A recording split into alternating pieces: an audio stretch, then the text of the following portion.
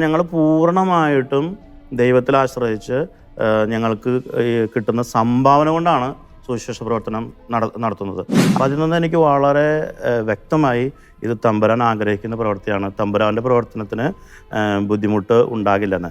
ഇന്നും ഞങ്ങൾക്ക് നല്ല ഞെരുക്കമുണ്ട്, നല്ല പ്രയാസമുണ്ട്. പക്ഷേ ആരെങ്കിലുമൊക്കെ വഴി കർത്താവ് ഈ പ്രവർത്തനം മുന്നോട്ട് കൊണ്ടുപോകുന്നതായിട്ട് കാണാൻ സാധിക്കുന്നുണ്ട്. പിതാവ് നേരത്തെ തുടക്കത്തിൽ സൂചിപ്പിച്ചു, ഒരു ഇൻസ്റ്റിറ്റ്യൂഷൻ ഓറിയന്റഡ് ഇവാഞ്ചലൈസേഷനേക്കാൾ അപ്പുറം പീപ്പിൾ ഓറിയന്റഡ് ഇവാഞ്ചലൈസേഷൻ. അതുകൊണ്ട് തന്നെ ഈ സാമ്പത്തികമായി വലിയ രീതിയിലൊരു പ്രതിസന്ധിയൊക്കെ നേരിടാൻ സാധ്യതയുണ്ട്. പ്രത്യേകിച്ച് സാമ്പത്തിക മേഖലയുമായി ബന്ധപ്പെട്ട് ദൈവം നടത്തിയ ഏതെങ്കിലും പരിപാലനയുടെ അനുഭവങ്ങൾ പിതാവിന് പങ്കുവയ്ക്കാനുണ്ടോ?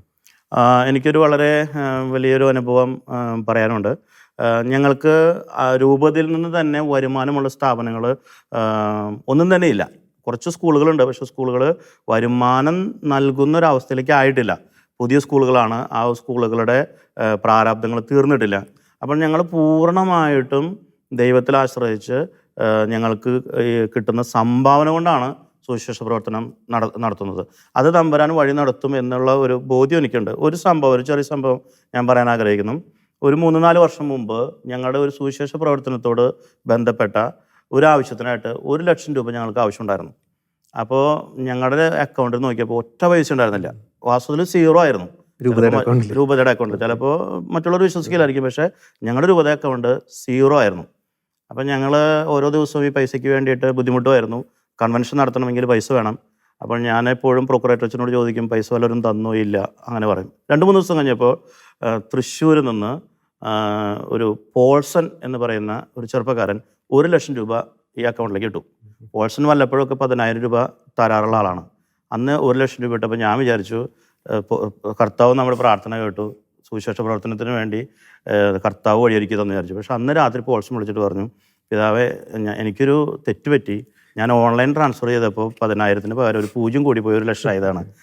ഞാൻ 10,000 രൂപ തരാൻ ആഗ്രഹിച്ചിട്ടുണ്ടായിരുന്നുള്ളൂ. 90,000 രൂപ തിരിച്ചയക്കാമോ എന്ന് ചോദിച്ചു. അപ്പോൾ ഞാൻ പറഞ്ഞു തിരിച്ചയക്കാം. അപ്പോൾ ഞങ്ങളുടെ ബുദ്ധിമുട്ടൊന്നും ഞാൻ പറഞ്ഞില്ല. പോൾസൺ അക്കൗണ്ട് ഡീറ്റെയിൽസ് അയക്കാൻ പറഞ്ഞു. അന്ന് രാത്രി പോൾസൺ അയച്ചില്ല. പിറ്റേ ദിവസം പോൾസൺ എന്നെ വിളിച്ചിട്ട് പറഞ്ഞു, പിതാവേ, ഞാനൊരു കച്ചവടക്കാരനാണ്. ഇന്ന് വരെ എനിക്കിങ്ങനൊരു പ്രശ്നം ഉണ്ടായിട്ടില്ല. ഒരു 0 കൂടുകയോ കുറയോ ഒന്നും സംഭവിച്ചിട്ടില്ല. ഇത് സംഭവിച്ചിട്ടുണ്ടെങ്കിൽ അത് കർത്താവ് ചെയ്യിപ്പിച്ചതാണ്. അപ്പോൾ അതുകൊണ്ട് ഈ പൈസ എനിക്ക് വേണ്ട, തിരിച്ചയക്കേണ്ടെന്ന് പറഞ്ഞു. അപ്പോൾ ഞാൻ വാസ്തവത്തിൽ പോൾസനോട് പറഞ്ഞു, ഞങ്ങൾ ശരിക്കും ബുദ്ധിമുട്ടിയിരിക്കുകയായിരുന്നു, 1 ലക്ഷം രൂപയുടെ അത്യാവശ്യം ഉണ്ടായിരുന്നു. അപ്പോൾ പോൾസൺ പറഞ്ഞു, എനിക്കത് മനസ്സിലായി, കർത്താവിനോട് പറഞ്ഞു, ആ പൈസ തിരിച്ചു മേടിക്കേണ്ടെന്ന് പറഞ്ഞു, ആ പൈസ വേണ്ടെന്ന് പറഞ്ഞു. അപ്പോൾ ഞങ്ങളത് സുവിശേഷ പ്രവർത്തനത്തിന് വേണ്ടി ഉപയോഗിച്ചു. അപ്പോൾ അതിൽ നിന്ന് എനിക്ക് വളരെ വ്യക്തമായി ഇത് തമ്പുരാൻ ആഗ്രഹിക്കുന്ന പ്രവൃത്തിയാണ്. തമ്പുരാൻ്റെ പ്രവർത്തനത്തിന് ബുദ്ധിമുട്ട് ഉണ്ടാകില്ലെന്ന്. ഇന്നും ഞങ്ങൾക്ക് നല്ല ഞെരുക്കമുണ്ട്, നല്ല പ്രയാസമുണ്ട്. പക്ഷേ ആരെങ്കിലുമൊക്കെ വഴി കർത്താവ് ഈ പ്രവർത്തനം മുന്നോട്ട് കൊണ്ടുപോകുന്നതായിട്ട് കാണാൻ സാധിക്കുന്നുണ്ട്. അപ്പോൾ ഇത് തമ്പുരാൻ്റെ പ്രവർത്തനമാണെന്നും തമ്പുരാൻ ഇത് കൊണ്ടുപോകുന്നുള്ള ഒരു വിശ്വാസമുണ്ട്.